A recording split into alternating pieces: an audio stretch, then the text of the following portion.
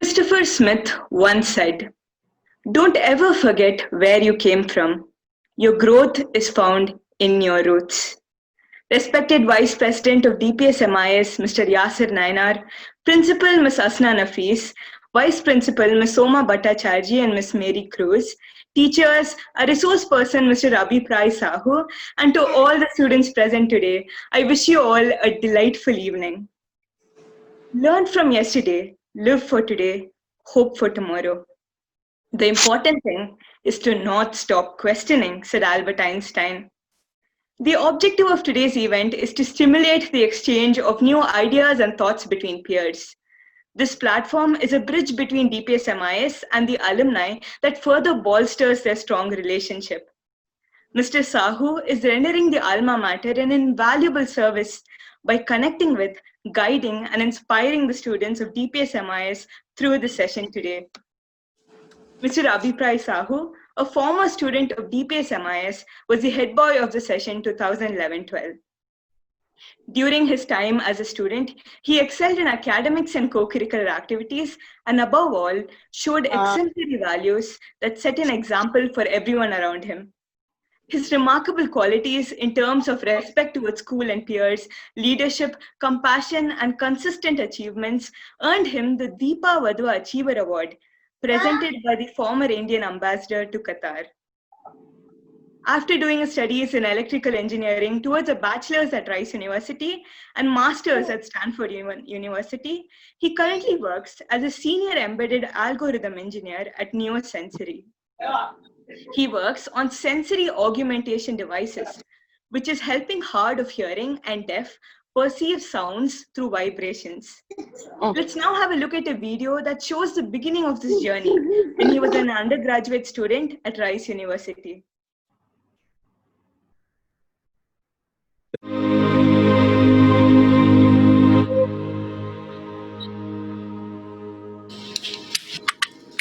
We're a team of 6 electrical engineering students working on the senior design project. It is a device that could potentially allow severely hearing impaired to perceive auditory information through small vibrations on the torso. So we're creating a vest that takes in information from a smartphone.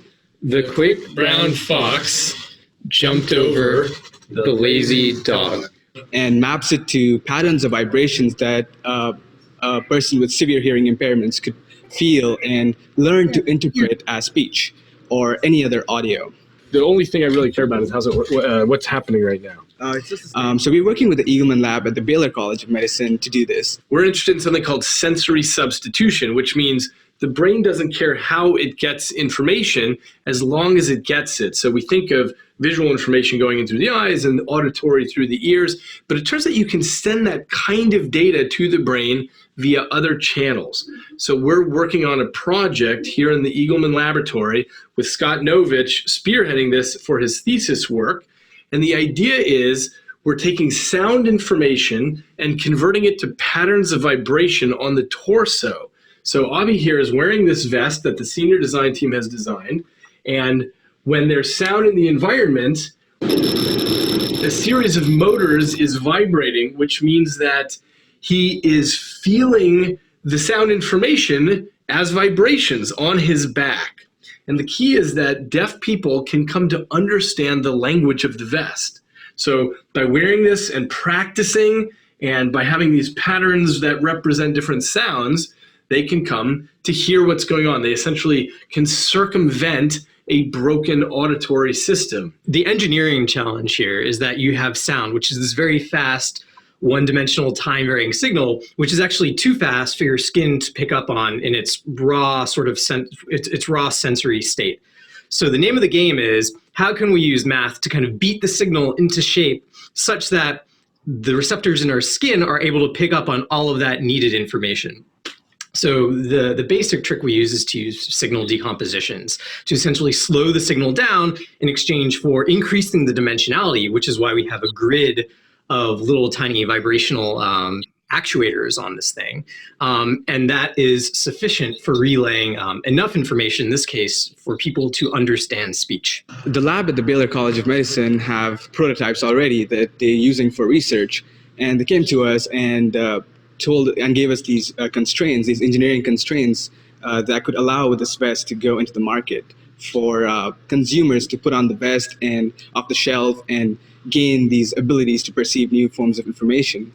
So part of the process of the senior design has been to develop a business plan and dive into the business side of things, learn about how to enter a market, do some market analysis. So that has been a great learning experience for us as a senior design team.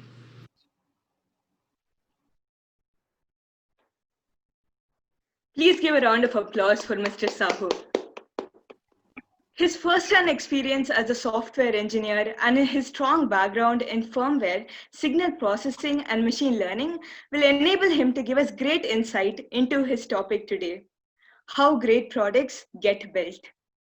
First, I would like to invite our Vice Principal, Senior Secondary, Ms. Soma Bhattacharjee, to share a few words. Over to you, ma'am. Good evening. It is so nice to see Abhipray back to the school platform. I'll use the word school platform because a virtual platform has become the school platform. And we have been using Zoom regularly for meeting teachers, having different types of meets and events. So now we don't have a Pearl Hall, Abhipray, we don't have the auditorium. We have invited you to our school platform, which is through Zoom. And thank you for, taking up the responsibility of coming back and, sharing your experiences and sharing something that you have learned, and hope this is going to motivate our youngsters here, and they will also get the dream that it's not impossible to reach where you have reached. So I think I will not take, I'm not going to take too much of time, but I can recall when Abhipray was in school, and I can just say a few words about him. Very disciplined, very helpful, and a very cheerful person. And best thing in him was he's a very humble person. So I wish you all the best. We are very proud of you, and reach the heights, whatever you dreamt. Stay blessed always. Thank you. Thank you, ma'am, for your kind words. I now request our Vice Principal, Secondary School, Ms. Mary Cruz, to share her thoughts on this occasion. Over to you, ma'am. Good evening. It's a great pleasure to have you, Abhipray Sahoo, amidst us. And it's bringing back those memories of the school days. I remember teaching you right from the junior school up to the senior school. So that was a great experience for me. You and your brother are really wonderful children, and your parents are also always very cooperative in whatever experiments and events that you do. You give your heart and soul. And as Soma ma'am said, you're a very nice, humble boy. And I really love this quality in you. God bless you, and may you receive many, many, many, many more accolades. And, in our Facebook, we have written, stay rooted. So always stay connected with your alma mater and share your valuable suggestions and things like that to our students, and help them whenever they need your help. So thanks a lot for coming. God bless you abundantly. Thank you, ma'am, for your uplifting words. Let me now walk you through the guidelines for today's program. Kindly keep your cameras on throughout. Kindly keep your microphones muted at all times. You may converse with one another via another device or another online platform. Everyone, please keep your screen on speaker mode or pin Mr. Sahu. You can only ask questions via chat. Once the session is over, everybody except the teachers are requested to participate in the poll and fill the feedback form. We hope that this session enables everyone to enhance their interest in entrepreneurship and product development. With this, I would like to give the screen to Mr. Abhipray Sahoo. Over to you, sir. Wow, thank you. I'll just start sharing my screen.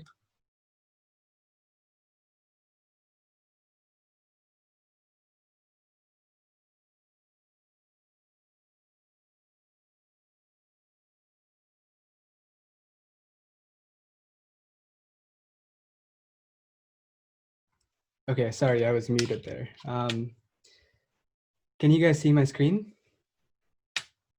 Great. Okay, so good evening, everyone. Thank you so much, Jaya ma'am, Aishwarya, Soma ma'am, and Mary ma'am for the generous introduction and these kind words. So if some of you are in 9th standard, I'm almost a decade older than some of you at this point. And I've gone through undergraduate school, a job, graduate school. So that is just funny to think about. And it has been a while since I reconnected with DPS, and the process of getting this talk together really brought back some great memories. So thank you for the invitation.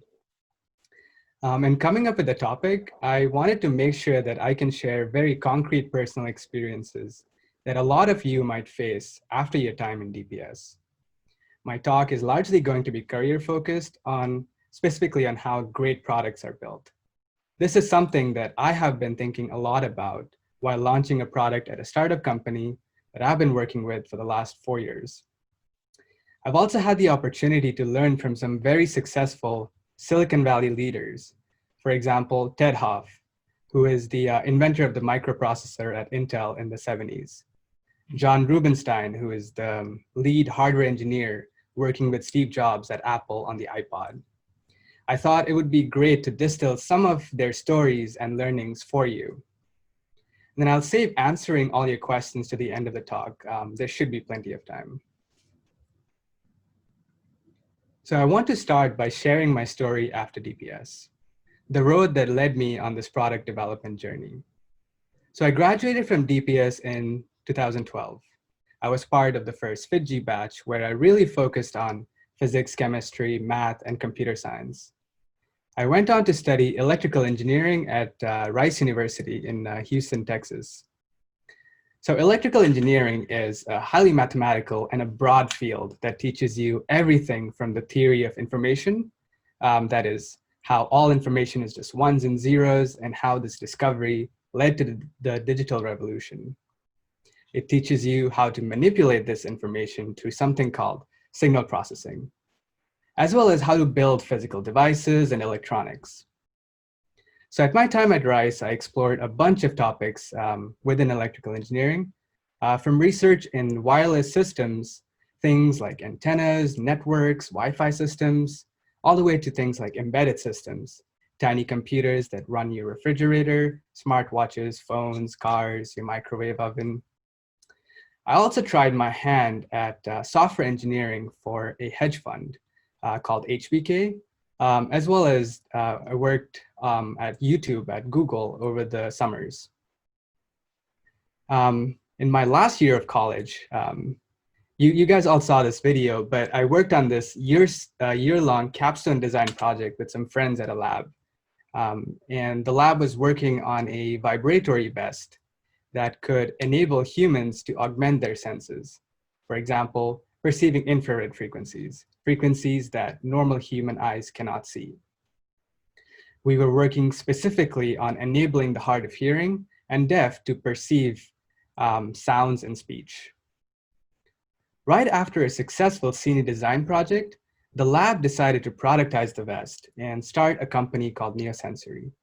And I joined as one of the first engineers.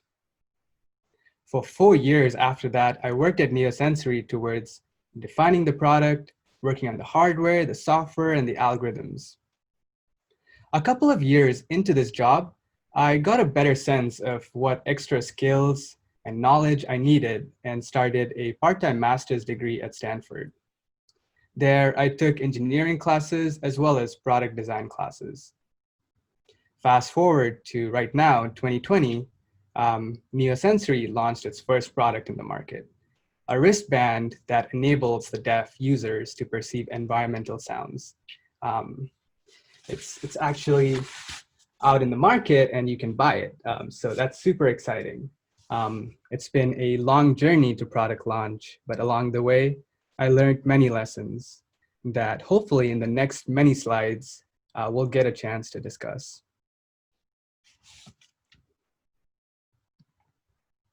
So what are some great products in your life? What I want you to do, all the students, is in the chat window, throw out some product names that you think are great, and maybe a few words on why. And while you're doing that, I'll go over 3 products that I think are great. And at the end of this, I'll get a chance to go to the chat and we can talk about some of your ideas as well. So the first product that I think is great, and it's a very popular example, is the iPhone. It was launched in 2007 at a time when smartphones were just starting to become a thing.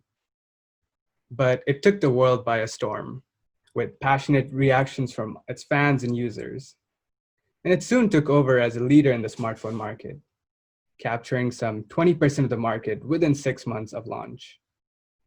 The success story of the iPhone could have to do with both innovative quality hardware, as well as the foresight to plan the software to be a platform for all sorts of applications, coupled with easy to use tools for software developers to build apps with. And of course, a great user experience. So I'm just gonna check here and see if I can view the chat.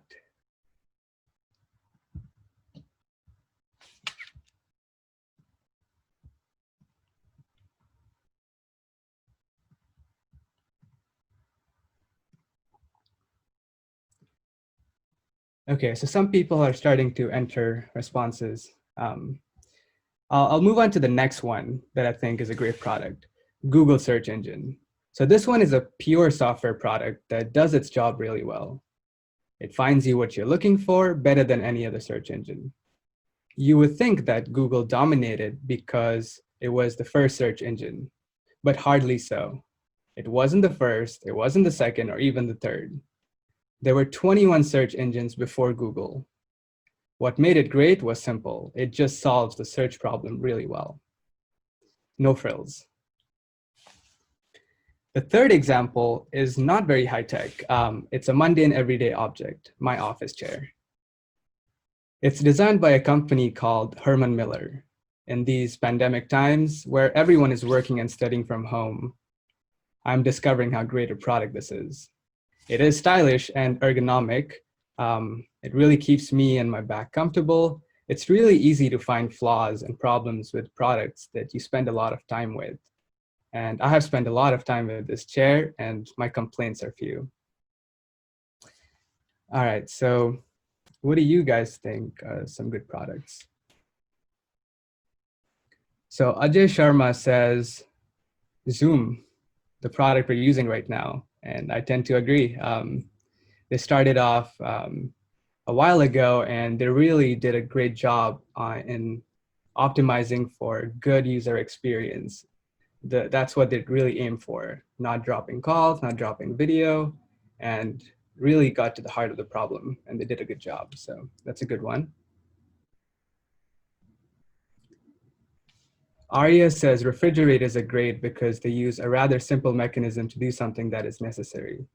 And I agree, they have been around for a long time now, 40, 50 years, and they have stood the test of time effectively. It's hard to come up with a piece of technology that would enable food storage the way that refrigerators allow. Raghav says washable and reusable masks, especially for now. That's a good one as well.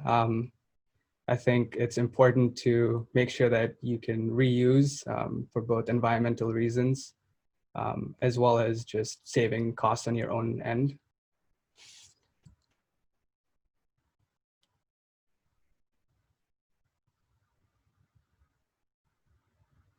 Tesla driverless cars.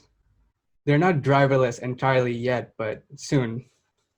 It's a good product.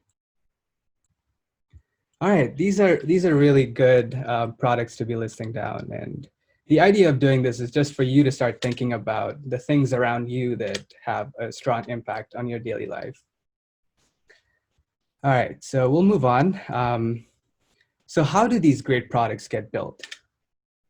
The bad news is that there is no straightforward answer here. They can all take very different paths, but I have identified several important factors. The first one is collaboration. Collaboration simply means working well with a strong product team. Instead of a stock photo of teamwork, here is a photo of the DPS's first bot-ball team in 2011. We learned a lot as a team. We worked together for a month and ended up winning a Best Documentation Award. But the point is that collaboration should be nothing new to DPS students. Successful products are most often built by different functional groups within companies.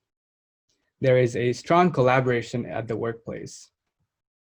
Great products are often brought to surface by great processes amongst strong teams.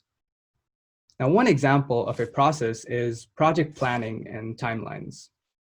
Successful product teams give large importance to predicting and establishing timeframes for projects. Early on in your career, you will most likely overestimate your capabilities and be very optimistic with timelines. The best way to just get more accurate at that is to simply practice and gain experience and get a better feel for how much effort and time goes into building something. Another important process is recruiting. How do you grow new teams? If you already have a network and trust someone to do the job, they are always the best option. If you are interviewing someone new, one very successful approach is testing the candidate on an example problem that they would actually be dealing with on their job. As the interviewer, your goal is really trying to understand how the person thinks and how they try to solve the problem. The other point I want to make here with regards to collaboration and teamwork is that the diversity of the team is also a very important aspect. You want management and team members who are male, female, old, young, different races, and oftentimes a representative sample of the market that you are trying to sell your product to. So a Harvard Business Review study showed that this diversity actually makes group thinking more accurate, more factual, and objective.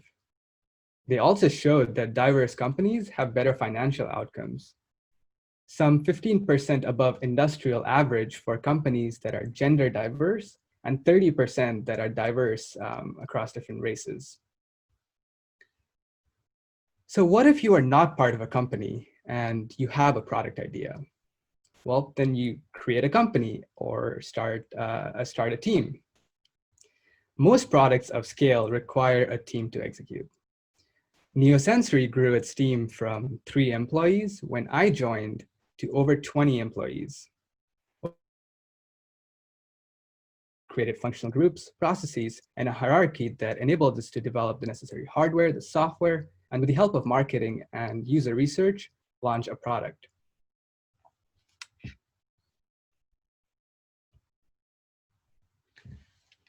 So at this point, I want to mention that innovation can start at a young age.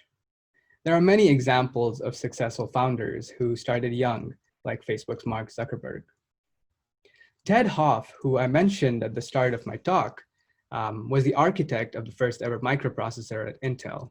He kickstarted his career in the semiconductor industry before he even turned 18. Now, I am not suggesting that you all quit your studying and work on product ideation and development. All I am suggesting is that it is never too early to develop an innovative mindset. Be curious, especially when early on in your career. Don't think about how can I build something as disruptive as the microprocessor, but do great work whenever an opportunity presents to you. In Ted Hoff's case, he was just working as a liaison for Intel on a project with a Japanese client, designing a calculator. He came up with a design for a more general purpose microprocessor that would work across many different types of calculators. And basically the goal was to reduce the number of chips being used and hence reduce the cost. And now 30 years later, his idea for a general purpose microprocessor is running pretty much every laptop. And I'm sure every one of your laptops running an Intel microprocessor. So The question arises, how do you discover good problems that can be solved with products? One approach is to draw from your own experience and think about what products around you are missing. Many revolutionary products don't have to be total breakthroughs or Apple-style things people didn't know that they needed. But making logical design improvements over a number of existing products is also a valid way to approach innovation. In general, you want to build something that customers couldn't have imagined on their own, but cannot do without.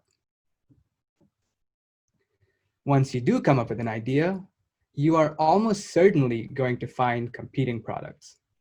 Look at each one of them and see if you can do better. It's hard to come up with an original idea. Let me lay that down. Someone wise also once said that competition is the mother of all innovation. Sometimes competition will lead you to make large pivots. You might end up working on a product very different from when you started out. For example, Intel was a memory company before the pressure of competition from another company called Texas Instruments, as well as Ted Hoff's ideas for a general microprocessor, made the company management switch entirely from a memory business to building these general purpose microprocessors. So pivots can happen.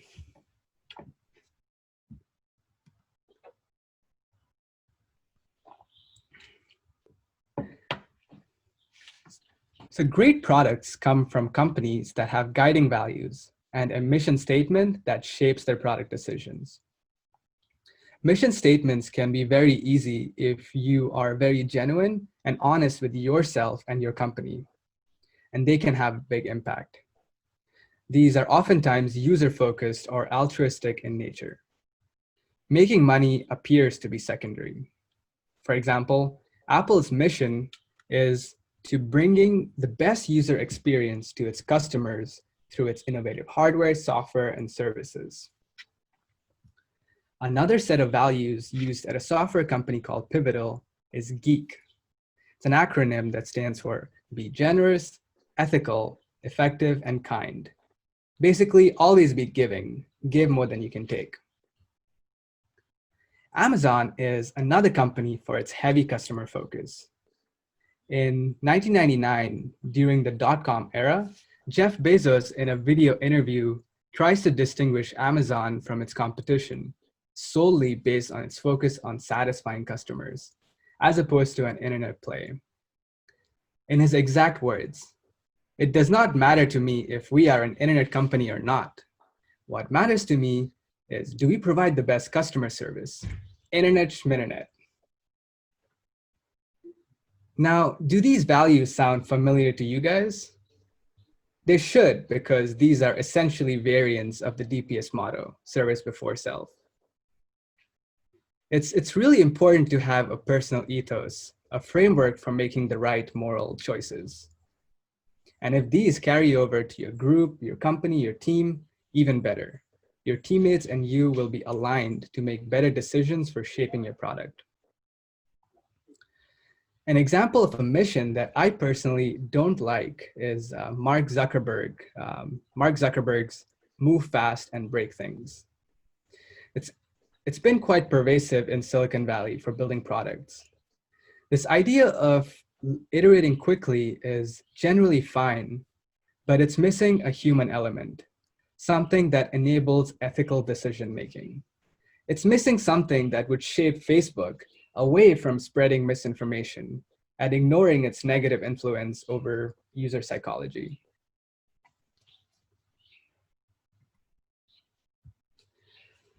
Another key point in what makes great products is the need for doing user research. Who are you ultimately designing your product for? You need to identify this target audience that would use your product and iterate over the product with users in the loop. What that means is you prototype or you mock up a product quickly and present it to users. Let them guide the rest of the product design as long as it does not conflict with any of your company values, obviously. Through doing a bunch of these iterations, producing a mock-up, presenting to users the different options that they have, you will eventually converge on a product that users will actually want and use, and not something that you thought that they would. When we started trying to build the vest at Neosensory, it was purely a scientific venture at that point. Once we looped potential paying customers in, we soon found out that there were several usability issues with the vest.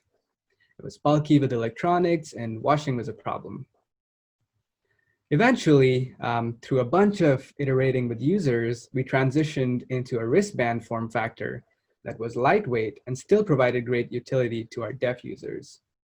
And even now, as we are trying to improve the product, build a second version, or just add more software on top of it, we have users in the loop. We talk to our customers and see what they want.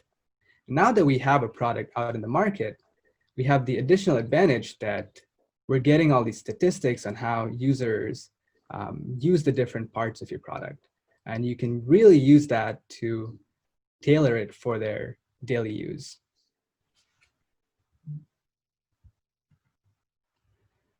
The last piece of a great product is marketing, or basically storytelling.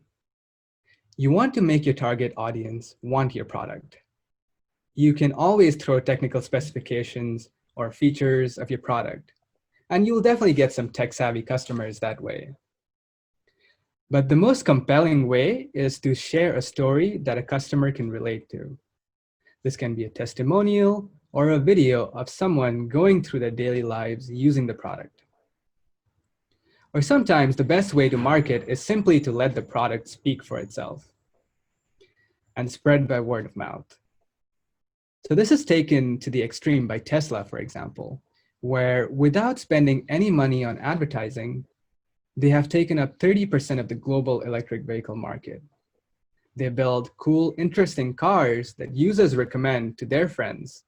And if you can afford a Tesla, then your friends probably can afford it too. So it works great for them. So you recommend to your friends recommend to their friends, and so on. Apple's advertising, on the other hand, often uses simple photos of their products to entice customers. Their marketing has always been of a simple and targeting a simplicity design guideline. So one advice for the technically minded student like myself is to appreciate business and marketing while also being technically capable. Not only do you need to have a great product, but how to tell a story usually is a bigger deciding factor, especially if you are running the company. If you're a founder, if you are the manager of a team, you want to be able to tell stories to both your employees as well as external facing investors, for example.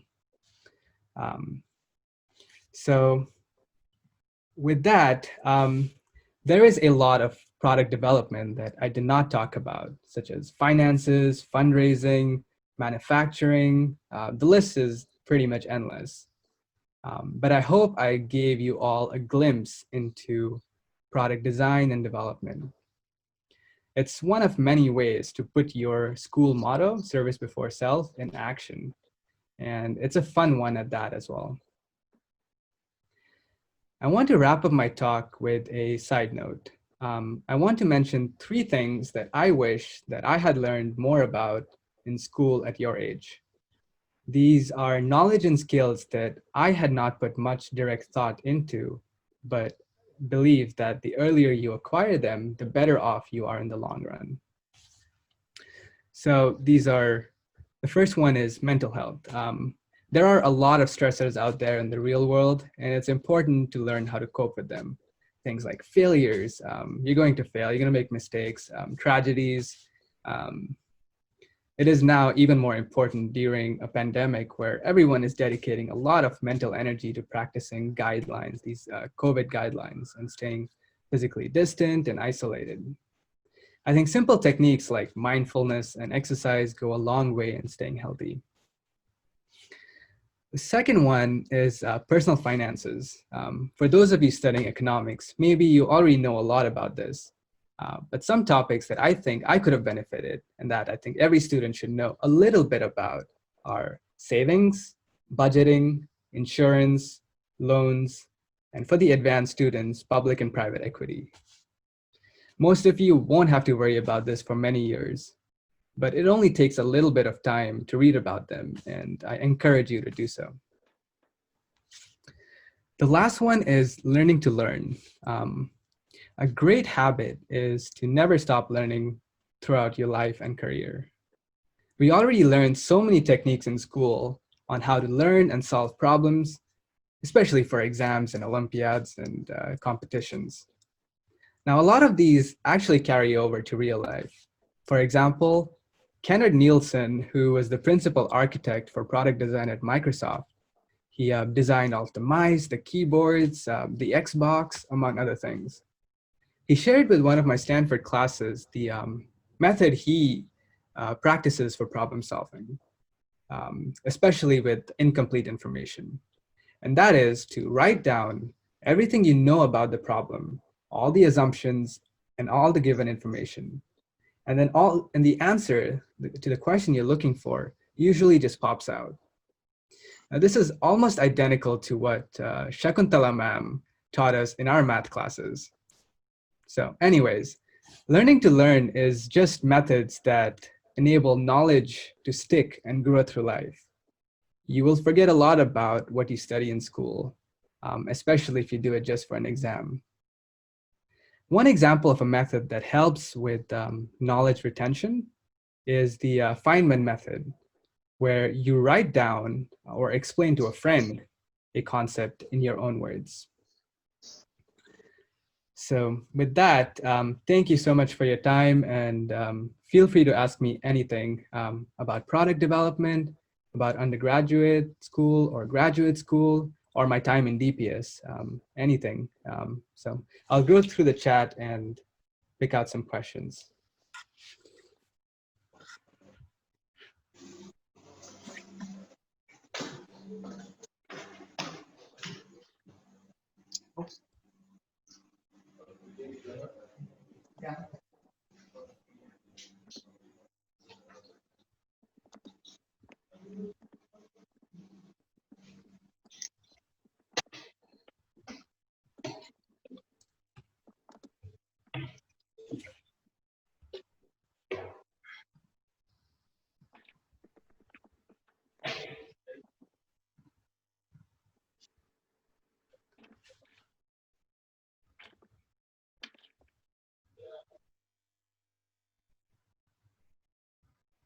Okay, these are some great questions. I'll start with, oh, I lost the chat.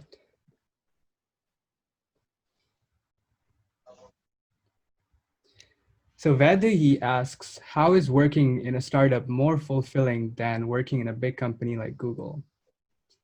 So it's more fulfilling in the sense that you are most likely to learn a lot of cross-functional skills.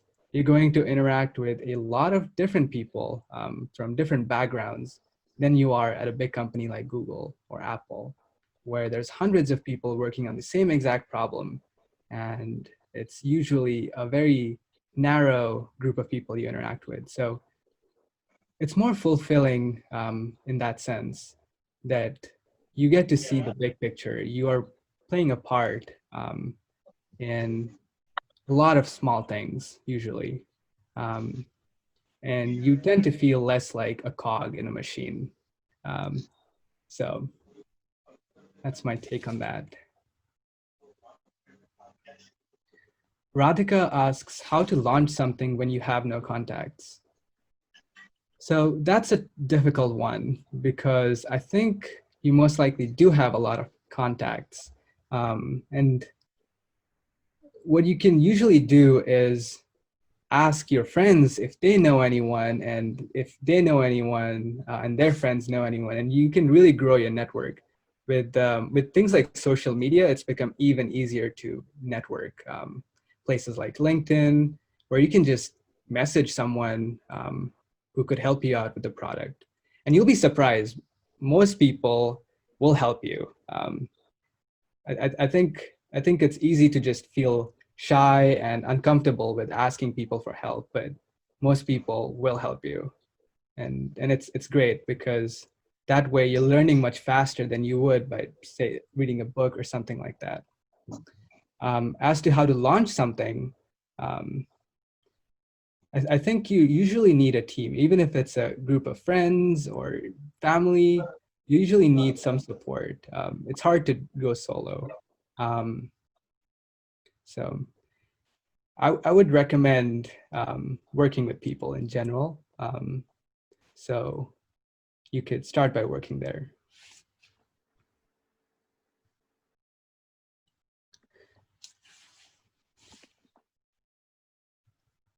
Right, Akanksha is asking, does limitations of a product result in potential competition? Yes, and I think that's really where the entire scope of innovation comes in, where most people will have similar ideas. They'll have an idea for a product that already exists for the most part, but can you do better than that? And the process of going through those questions, you'll find limitations of the product and how you can work on improving over it. So yes, I think that's really the source of competition. And a lot of companies are on their feet all the time to find what their competitors are doing, but also by just asking your users, what are some limitations of my product? How can I improve? So there's two ways to do this, right? There's looking at competition and then asking your users.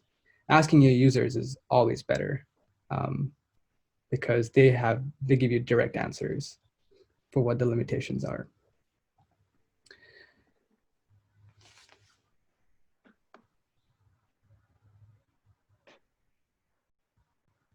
If you recommend a storytelling type, this is the other question from Akanksha. If you recommend a storytelling type advertising, why is there a high demand of Apple products? So I wouldn't necessarily recommend storytelling as a type of advertising, but just if you are running a company, you want to be able to tell stories to investors, your employees. The general idea is that humans aren't great with facts and figures. They tend to do well with emotions for the most part. And storytelling is a nice way to do that.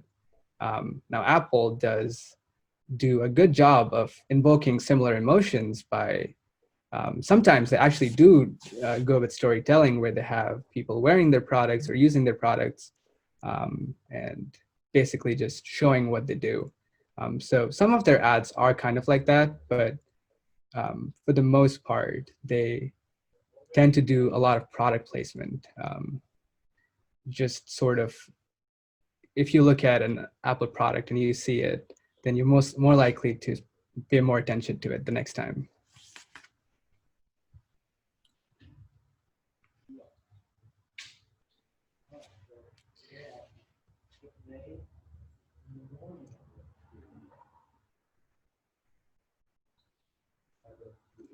So Ajay is asking who my math teacher was when I was in 11th. So when I was in 11th, my math teacher was Sunil sir from Fiji. He taught me some great lessons and how to do problem solving. So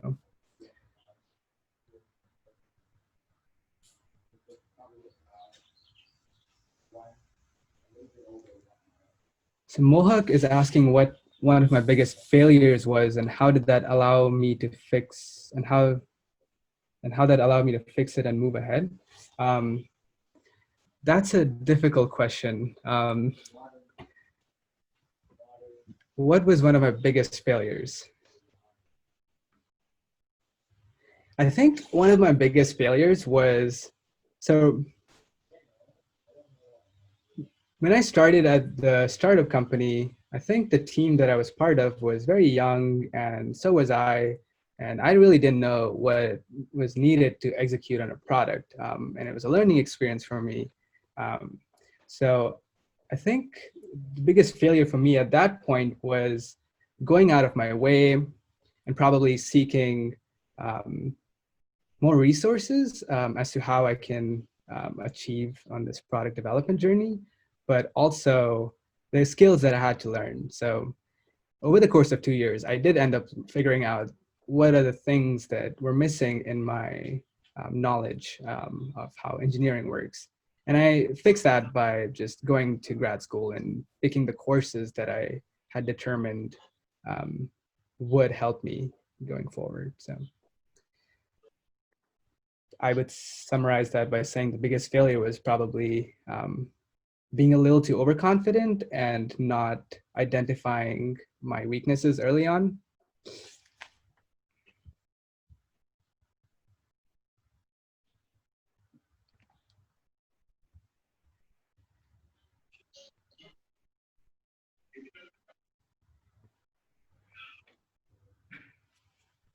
So Krishna is asking, do you think you could have learned product development from undergraduation instead of taking electrical engineering?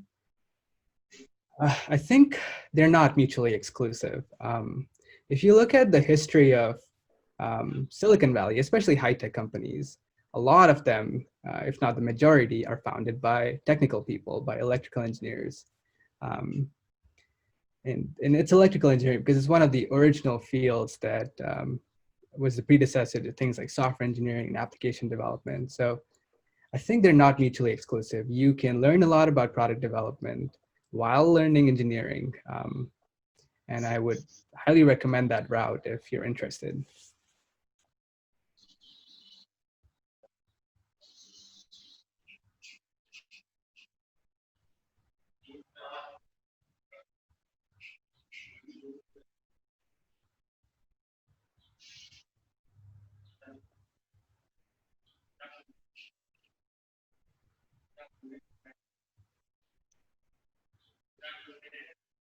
So Jason is asking that we all know that music is a big part of entertainment.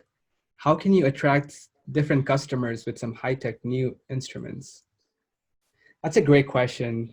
I am not in the space of high-tech new instruments, but I have friends who build these new instruments for fun as hobbyists. And they don't really try to attract new customers as much as just have fun with it and put up videos. So I imagine one way to do this is just naturally by producing music with the new instruments and proving to potential users of these instruments that you can produce really cool sounding music.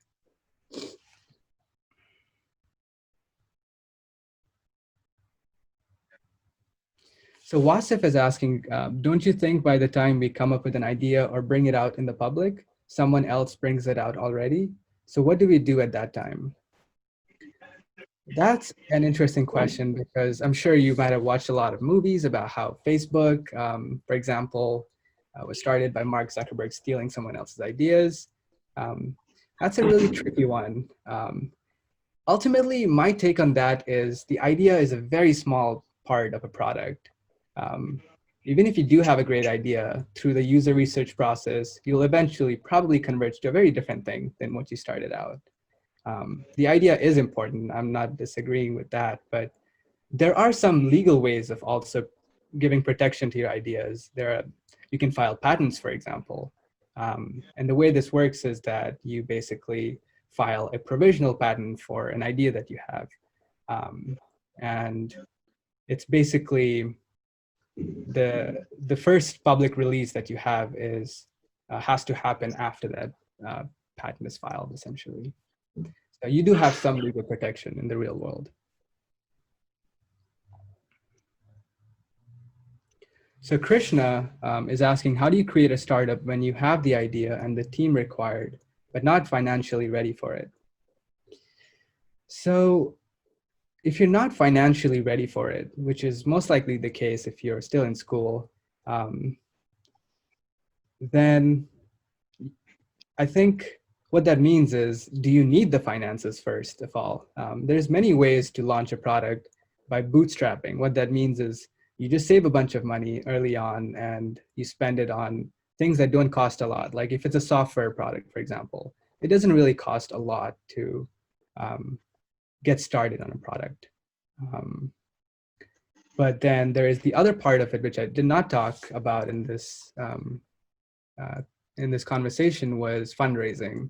And that's where being a good storyteller comes into play, where if you're not financially ready for it and you have determined that you need the money, the capital to get started, then you want to be able to tell a story that will convince people to give you money. So that's one way to do it. Akib is asking a question about Neosensory, about how many customers do we have right now and from which country are they from? So we have roughly 400 customers at this time or so. And they are mostly from the US. There's a lot of people from outside the US as well, countries in Europe and some in Asia as well.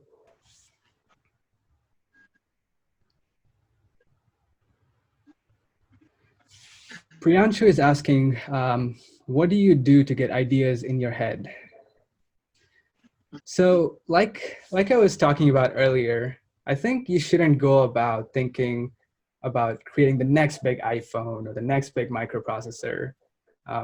Just go on with your daily routine life and see what are the things that are missing, the things that would really enhance your daily well-being or just your productivity, for example. And that'll give you a lot of ideas. And also just working on interesting things, just let your curiosity guide this process. So as you're interested in something like Newton's physics, Newtonian physics, and you're thinking about how pulleys work, how do you make pulleys better? And then you'll eventually come up with some idea that no one else might have thought of.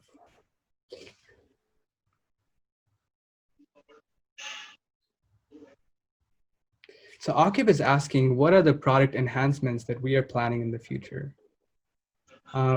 So at Neosensory, we've got a product out in the market, we've got a hardware. So all that we're doing right now is sort of trying to improve on the algorithms. So the goal of the product is to take sound information and then map them to patterns of vibrations. How can we best do that for the users? What are the sounds that users care about? Is it sirens, is it smoke alarms? Is it their wife calling out their name? And we take these ideas and we basically write software. We use things like machine learning to come up with algorithms that help these users use the product better. So that's an example. Things like enhancing speech for people who have who live in the hearing world and other people communicate with them.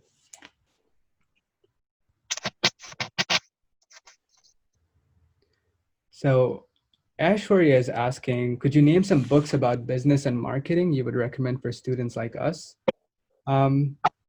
There's two books that come to my mind. One of them is Peter Thiel's 0 to 1. It's just a book about creating monopolies. I wouldn't take that book too literally, but the general idea is coming up with an idea or coming up with a business or product that is so different from what was there before it. So that's 0 to 1. And then the other book is Hot Seat, which is just a book about running a company, about a guy who is a CEO of a company that makes laser printers. So those are two books I would recommend.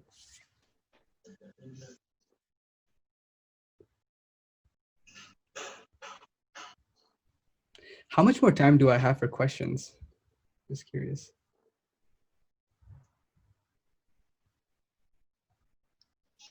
Abhipray, you can stop. You can stop now. No, maybe he can take one or two more and then stop.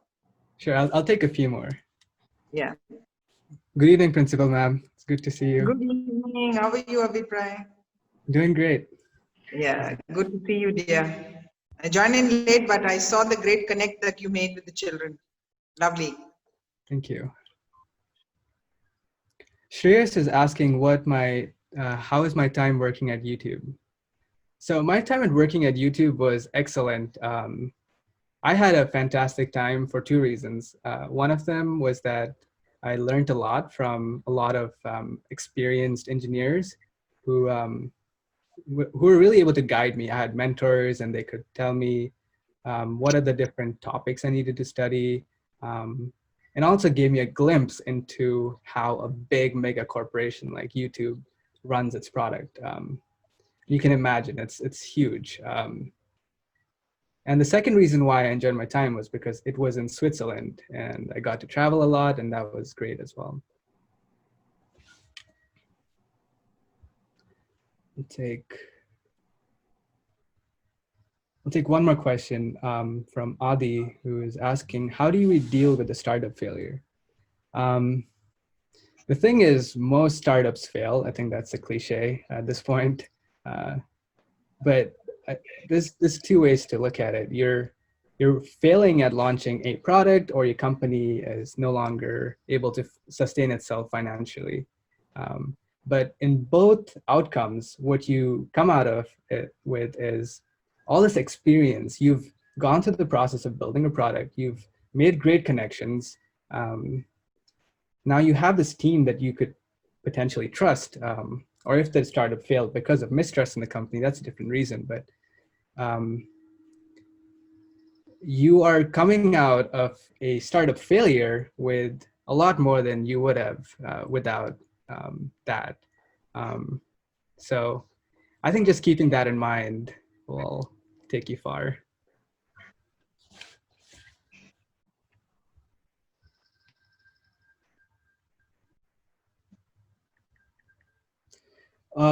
Just one last question. I think this is a good one from Arya is, do I believe in the idea that a good product or idea will organically find an audience? Or is it as important to market your idea as it is to work on developing it? I think marketing is very important, even if you have a good product or idea. I think the example that I took with Tesla, not spending any money on advertising, is a false one, because the head of the company is Elon Musk, and anything they do is really, it really generates a lot of press. So they're getting free advertising. So it's organic in the sense that they're not paying money or they're not dedicating resources to it, but they're still doing marketing through other means. They might have a group of strong fan base that will promote their product, for example. So I think marketing is very important as developing it. And you'll find out that it'll eventually grow organically if the product is really good, but to get a start, you will need to start advertising or marketing. Okay, that's all the questions I think I will answer today. Thank you, Mr. Abhipray Sahoo, for this wonderful session. It was an evening of learning for us all and gave us motivation to learn even more about the subject. I would now like to request our beloved principal, ma'am, Ms. Asna Nafees, to share a word of wisdom. Over to you, ma'am. Thank you, dear. Good evening, all the viewers, and a special good evening to Abhipray. It was for a very short phase that I have interacted with Abhipray as a student, but what really impacted me as the principal is he's extremely humble, extremely grounded and focused. All skills that are really required for growth, for moving on in life and conquering new horizons. So I was just listening to the entire thing. Initially, I felt, there's a lot of high-level marketing jargon that's being used and product descriptions. I was wondering how he's going to connect this with the students and what they need to do.